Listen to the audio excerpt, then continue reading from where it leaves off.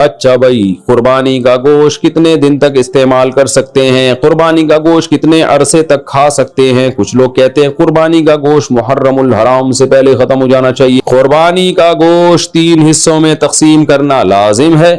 قربانی کے گوشت کو 3 حصوں میں یعنی اپنے علاوہ رشتہ داروں اور غریبوں میں تقسیم کرنا لازم ہے، یا سارا گوشت خود بھی رکھ سکتے ہیں؟ بنت طالب کراچی سے، بہتر یہ ہے کہ 3 حصے کر دیں، ایک رشتہ داروں کے لیے، ایک مستحقین کے لیے، غریبوں کے لیے، اور ایک اپنے لیے۔ کوئی لازمی نہیں ہے۔ آج کل تو جتنے رشتہ دار ہیں اکثر قربانی کر رہے ہوتے ہیں، تو اگر رشتہ داروں کا حصہ نہ بھی رکھا تو 1/3 آپ غریبوں کے لیے نکال دیں تو بھی ٹھیک ہے۔ اور اگر کوئی خود غریب ہے اور بچوں کو گوشت پورے سال زیادہ مقدار میں کھانے میں نہیں ملتا، تو پھر اس کے لیے افضل یہ کہ پورا گوشت خود رکھے گا، کیونکہ اپنے بچوں کا حق دوسروں سے بہرحال زیادہ ہے۔ بعض غریب گھرانے ہوتے ہیں پورے سال گوشت نہیں ملتا ان کو بچوں کو کھانے کے لیے، بچے خوش ہوتے ہیں ابو گائے لائے ہیں، بکرا لائے، اب تو گوشت خوب دبا کے پھوڑیں گے ہم، تو ابا نے اٹھا کے صدقہ کر دیا، تو بچوں کا بڑا اس میں نقصان ہوتا ہے۔ تو شریعت یہ کہتی ہے کہ پہلے اپنے بچے بعد میں دوسروں کے بچے۔ تو اس لیے اگر کوئی غریب ہے اور خاندان بڑا ہے اس کا، تو اس کو چاہیے کہ وہ سارا گوشت خود ہی رکھ لے۔ حرام مغز کھانے کا حکم کیا؟ حرام مغز مکروہ ہے جبکہ اس کا شمار 7 ممنوع اجزاء میں نہیں ہوتا۔ فائز صاحب جدہ سے۔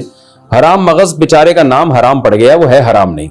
یہ جو ریڑھ کی ہڈی کے اندر ہوتا ہے یہ پیچھے کی طرف، تو یہ حرام نہیں ہوتا، اس کا نام پتہ نہیں کیوں لوگوں نے حرام مغز رکھ دیا ہے بہرحال یہ حلال۔ تو اور حرام مغز کھانے والوں کو، جو حرام مغز کو حرام کہتے ہیں، جب آپ ان کو سمجھاؤ کہ یہ حرام نہیں ہے تو وہ مغز کھانے لگتے ہیں، یعنی ہمارا مغز کھانے لگتے ہیں۔ تو ہم کہتے ہیں یار یہ ایک حلال مغز کو حرام کہنے کا نتیجہ ہے جس کی وجہ سے تم ہمارا حلال مغز کھا رہے ہو۔ تو بہرحال یہ حرام نہیں ہے، جائز ہے بالکل، اور اس کا نام بہتر ہے تبدیل کر دیں، کچھ اور رکھ دیں اس کا نام۔ اوجڑی کھانا حلال ہے یا مکروہ؟ بکرے کی اوجڑی کا کیا حکم ہے؟ سلمان علی، جائز ہے اگر اس کو اچھی طرح سے صاف کر دیا جائے، اس کی پرت اوپر سے اتار دی جاتی ہے اور صفائی اچھی طرح سے ہو تو اوجڑی کھانا بالکل جائز ہے، اور بلکہ صحت کے لیے، پیٹ کے لیے سنا ہے مفید بھی بہت ہے۔ کپورے کھانے کا شرعی حکم، کپورے کھانا کیسا ہے؟ اگر کوئی کھا لے تو کیا حکم ہے؟ محمد ابراہیم سلیم، جائز نہیں ہے فقہ حنفی میں، اور اس کی دلیل بڑی مضبوط ہے۔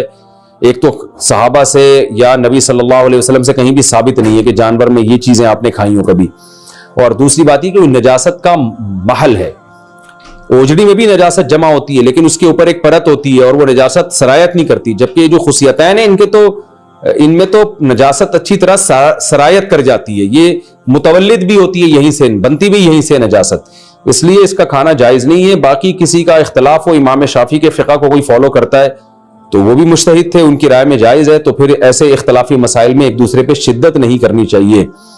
تو آپ احتیاط کریں، اگر کوئی کھا رہا ہے تو اس کا ہیڈک ہے، آپ اس کو الجھے نہیں آپ اس سے۔ اچھا بھائی، قربانی کا گوشت کتنے دن تک استعمال کر سکتے ہیں؟ قربانی کا گوشت کتنے عرصے تک کھا سکتے ہیں؟ کچھ لوگ کہتے ہیں قربانی کا گوشت محرم الحرام سے پہلے ختم ہو جانا چاہیے، کیا یہ صحیح ہے عاقب شادو بھائی سے؟ نہیں، جب تک چاہے کھائیں، آپ اگلے سال قربانی تک بھی چلا سکتے ہیں اگر آپ کے پاس فریزر ہے یا گوشت اسٹور کرنے کا انتظام ہے۔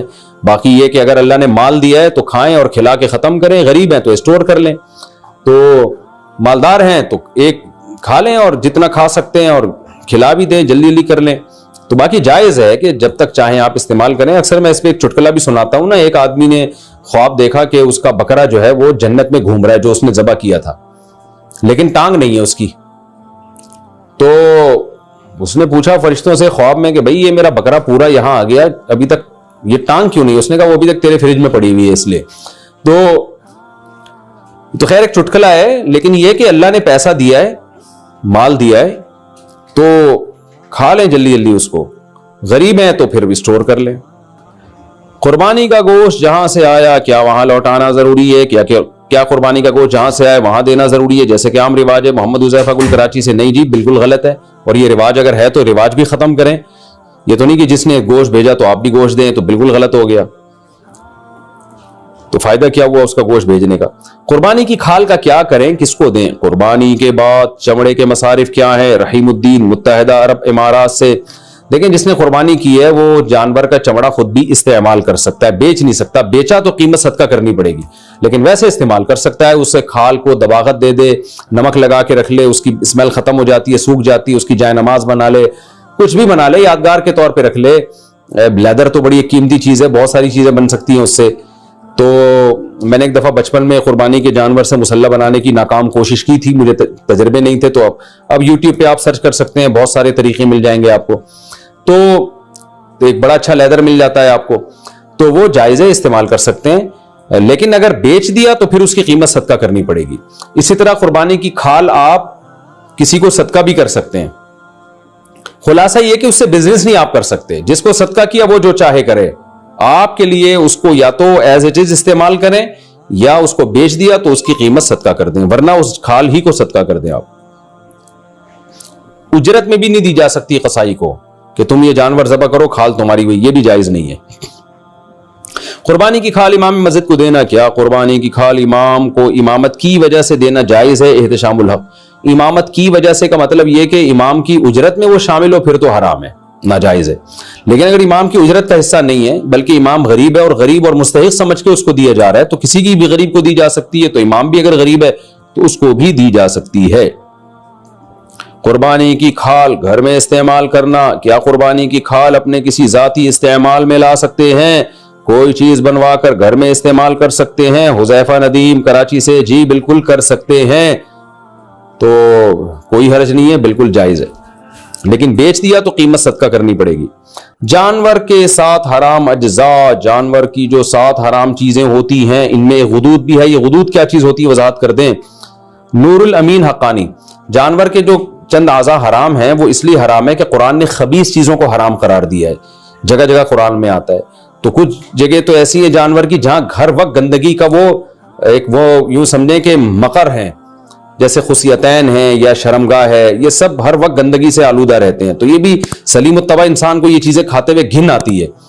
تو اسی طرح غدود, غدود کا مطلب جانور کا کہیں بھی پھوڑا نکل آیا, بیماری کی وجہ سے پھوڑا نکل گیا, یا کوئی بھی جو رسولی جسے کہتے ہیں نا, تو اب کیا آپ نے جانور ذبح کرنے کے بعد وہ پھوڑے میں جو گوشت تھا وہ نکال کے کھا گئے, تو وہ بھی خبائث میں داخل ہے, گندگی میں داخل ہے. تو ہر خبیث چیز ناجائز ہے.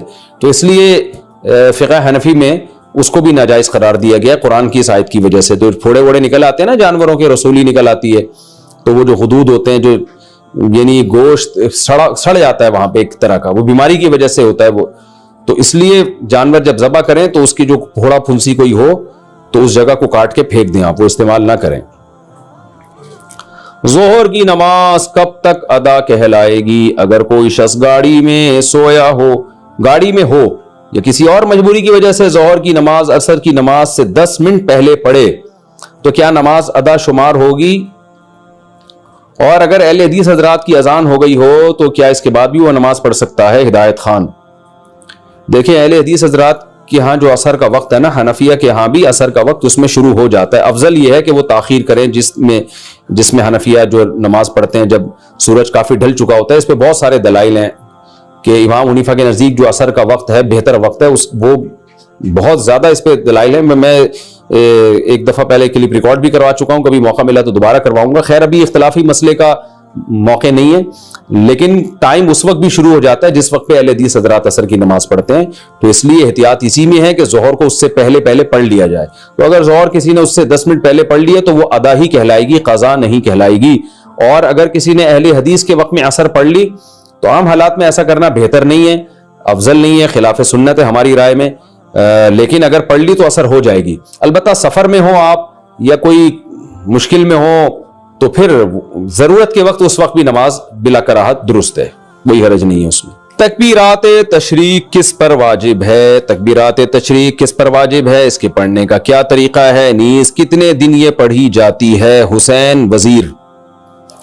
دیکھیں راجح قول کے مطابق تکبیرات تشریق گاؤں میں رہنے والوں پر بھی واجب, شہر میں رہنے والوں پر بھی واجب, اور مرد پر بھی عورت پر بھی, ہر عاقل بالغ پر واجب ہے. مرد اونچی آواز سے پڑھیں گے اور خواتین آہستہ آواز سے پڑھیں گی, اور جماعت سے نماز پڑھیں یا انفرادی نماز پڑھیں, ہر صورت میں واجب ہے. تو تکبیرات تشریق کیا ہے؟ اللہ اکبر, لا الہ الا اللہ, واللہ اکبر وللہ الحمد. یہ ایک دفعہ پڑھی جائے گی تکبیر. تو مرد اونچی آواز سے پڑھیں اور خواتین آہستہ آواز سے. اور خواتین یاداشت کے طور پر اپنی جائے نماز کے قریب کوئی پرچی ورچی رکھ لیں, کیونکہ خواتین بھول جاتی ہیں.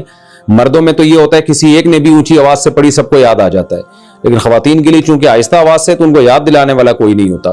تو گناہ ملتا ہے، یہ تکبیرات پڑھنا واجب ہے۔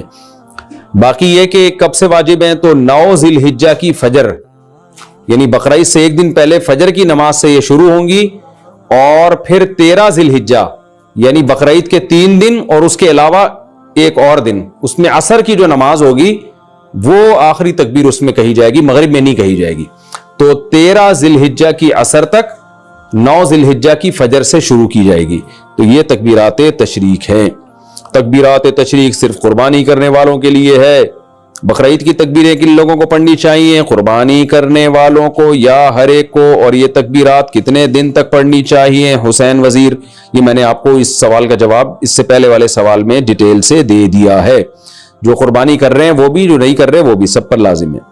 تنہا نماز پڑھنے والا تکبیرات تشریق پڑھے گا اگر 10، 11، 12 ذی الحجہ کو کسی نے فرض نماز امام کے ساتھ نہیں پڑھی لیکن وقت کے اندر اندر ہی تنہا نماز ادا کر لی، تو کیا وہ تکبیرات تشریق پڑھ سکتا ہے؟ شمیم الحسن انڈیا سے، جی اس پر بھی واجب ہے، پڑھے گا۔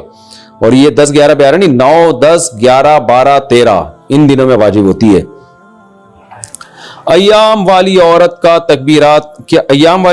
تکبیرات تشریق پڑھ سکتی ہے؟ کیا عید الاضحیٰ کے دنوں میں ایام والی عورت تکبیرات تشریق پڑھ سکتی ہے؟ ابو عمار سعودی عرب سے۔ دیکھیں تکبیرات تشریق یہ فرض نماز کے ساتھ خاص ہیں، فرض نماز کے فوراً بعد پڑھی جاتی ہے۔ جب ایام میں جو عورت ہے اس پہ نماز ہی نہیں ہے تو تکبیرات تشریق کہاں سے ہو گئی؟ تو ویسے وہ اللہ کا ذکر کرنے کے طور پہ تکبیرات تشریق پڑھتی رہے سارا دن، وہ تو بہت اچھی بات ہے، سارا دن ذکر کرے گی، ان دنوں میں ذکر کا ثواب بہت زیادہ ہے۔ تو عورت پہ صرف تلاوت اور نماز پہ پابندی ہوتی ہے ایام حیض میں، اس کے علاوہ تو ہر قسم کی عبادت عورت کر سکتی ہے، روزہ، نماز اور تلاوت نہیں کر سکتی۔ باقی درود شریف، استغفار، تکبیرات، یہ ساری عبادتیں جائز ہیں اور بلکہ باعث ثواب ہے۔ تکبیرات تشریق پڑھنا بھول جائیں تو کب پڑھیں گے؟ اگر تکبیرات تشریق پڑھنا بھول گیا 1 گھنٹے بعد یاد آ جائے تو اس وقت کہنا صحیح ہے یا نہیں؟ سیف اللہ کوئٹہ سے۔ نہیں بھائی، یہ نماز کے فوراً بعد پڑھی جائے گی، اگر درمیان میں فاصلہ آ گیا، کوئی کام مشغول ہو گئے آپ، تو پھر یہ تکبیرات ختم۔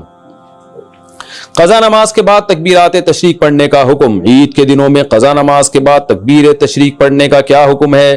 نیز عید کے دنوں کی قضا نماز پڑھنے کے بعد تکبیرات تشریق پڑھنی چاہیے کہ نہیں پڑھنی چاہیے؟ نوید ملک سرگودا سے۔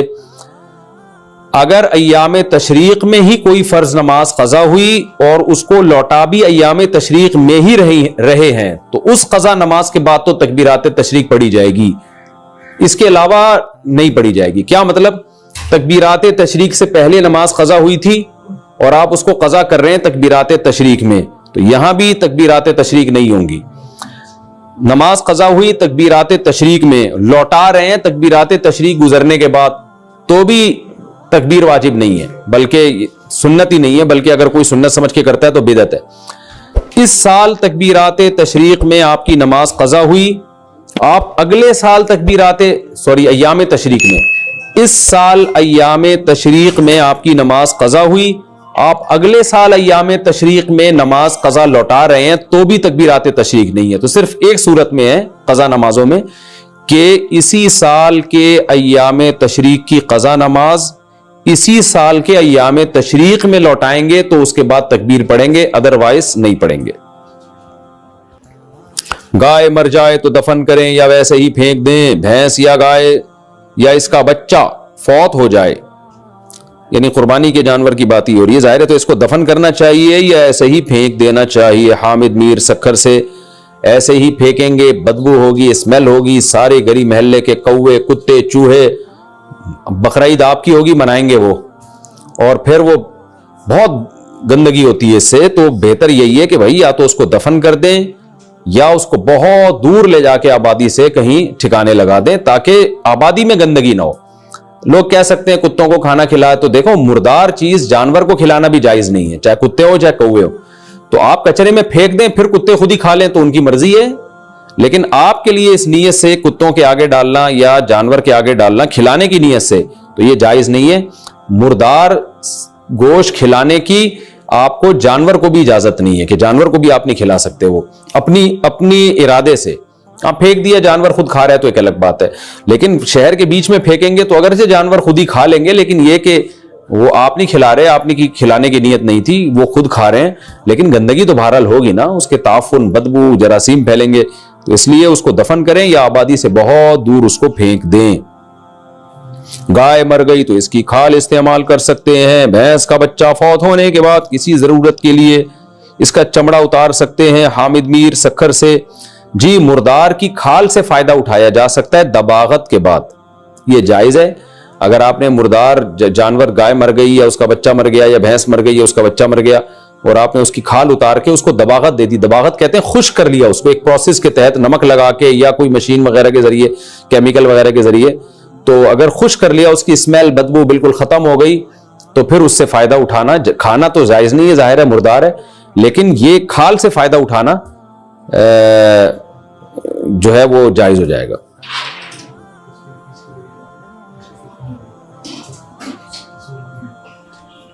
حاملہ عورت کے لیے ڈیلیوری سے پہلے نماز کا حکم. حاملہ عورت نماز کب سے چھوڑ سکتی ہے؟ بچہ پیدا ہونے والے دن سے یا اس سے پہلے؟ خالد صاحب سویڈن سے. نہیں جی, جب تک بچے کی پیدائش نہیں ہو جاتی عورت پر نماز واجب ہوتی ہے, اور اس بارے میں بہت سخت احکام ہے, خواتین اس کی پرواہ نہیں کرتی. یاد رکھیں, اسلام میں نماز قضا کرنے سے بڑا کوئی گناہ نہیں ہے. تو جس دن بچے کی ولادت ہونے والی, عورت اس وقت بھی نماز پڑھے گی. جب تک بچے کی ولادت یعنی بچے جسم سے باہر نہیں آ جاتا, اور بلیڈنگ جیسے ہی باہر آتا ہے تو ظاہر نفاس کا خون شروع ہو جاتا ہے, پھر نماز معاف ہو جاتی ہے.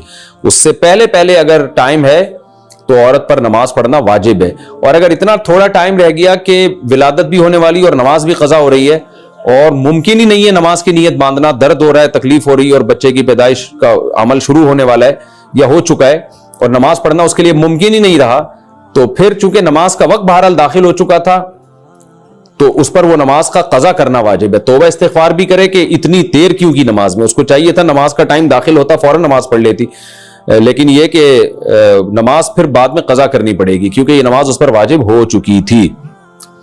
یا اتنا ٹائم اگر پاکی کے ٹائم میں مل گیا نا کہ وہ وضو کر کے تکبیر تحریمہ کہہ کے نیت باندھ سکتی تھی, تو کسی عورت کو اتنا بھی ٹائم مل گیا تو اس پر وہ نماز واجب ہو جاتی ہے. ادا نہیں کر سکی تو قضا کرنی پڑے گی اس کو. تیسرے آپریشن کا خوف ہو تو حمل گرانے کا حکم. میری گھر والی کے 2 آپریشن ہو چکے ہیں, اب 3 ہفتے کا حمل ہے, تیسرے آپریشن سے سخت ڈرتی ہے, کیا ہم حمل گرا سکتے ہیں؟ فیاض احمد ڈیرہ اسماعیل خان سے. دیکھیں 4 مہینے کے بعد تو حمل گرانا کسی قیمت پہ جائز نہیں ہے. 4 مہینے سے پہلے کوئی شرعی عذر ہو, واقعی عذر ہو تو گرا سکتے ہیں, ادروائز نہیں.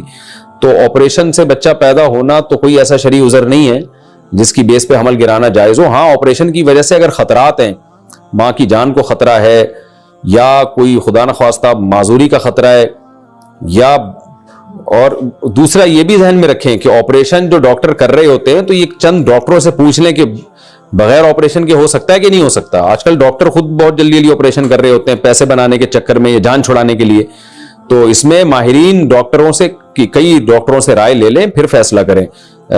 بہت سے کلینک ایسے ہیں, بہت سے اسپتال ایسے ہیں جہاں آپریشن نہیں ہونے دیتے, وہ نارمل ڈیلیوری ہوتی ہے. جو لوگ باہر ملکوں میں رہتے ہیں, چائنا وغیرہ میں, وہ تو ہمیں بتاتے ہیں کہ یہاں تو آپریشن کرنے نہیں دیتے جب تک بہت شدید مجبوری نہ ہو. یہاں تک کہ پیشنٹ کہہ رہا ہوتا ہے کہ آپریٹ کریں, وہ ڈاکٹر کہتا ہے نہیں, پھر وہ کہتے ہیں نہیں نارمل اور نیچرل جو ہے وہی ہو, اسی طریقے سے ڈیلیوری ہوگی.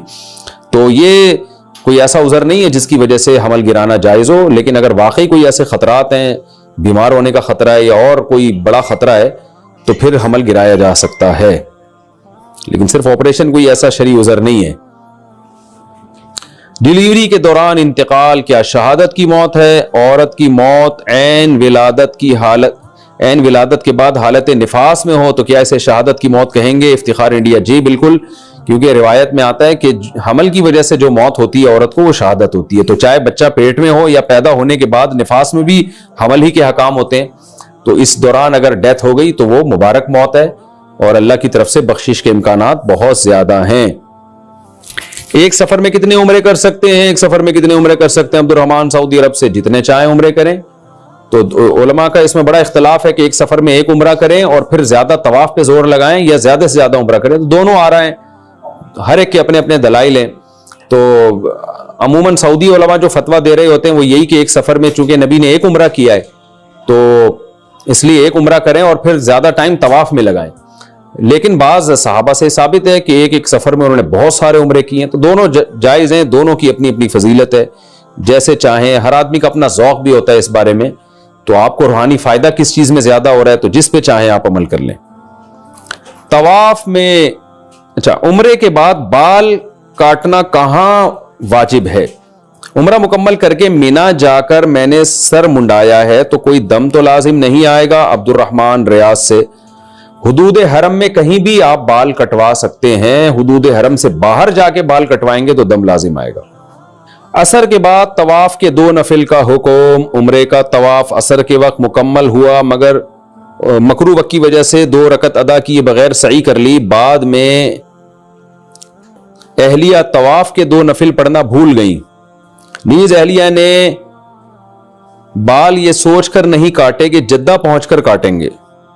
کیا اس صورت میں طواف کے نفل اور بال جدہ میں کاٹے جا سکتے ہیں؟ کوئی دم تو واجب نہیں ہوگا. طواف کے 2 نفل تو بعد میں بھی پڑھے جا سکتے ہیں, لیکن یہ جو دیکھیں عصر کے بعد نوافل پڑھنا مکروہ ہے. اختلافی مسئلہ ہے, دیگر ائمہ کے نزدیک طواف کے 2 نفل عصر کے بعد بھی پڑھے جا سکتے ہیں. فقہ حنفی میں جائز نہیں ہے, اور اس کی دلیل یہی ہے کہ عصر کے بعد جو مکروہ وقت ہے اس لیے, یعنی نوافل کا وقت نہیں ہے, وہ فرض نماز اگر عصر کی کسی نے پڑھ لی ہے.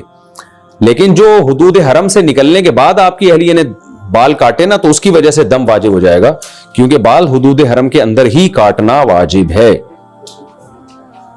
مسجد نبوی میں ایک نماز کا ثواب کتنی نمازوں کے برابر ہے؟ مسجد نبوی میں ایک نماز کا ثواب 50,000 نمازوں کے برابر ہے. کیا اس کا کوئی ثبوت ہے؟ عبد الرحمن ریاض سے. صحیح حدیث میں 1,000 نمازوں کا ملتا ہے, تو اس لیے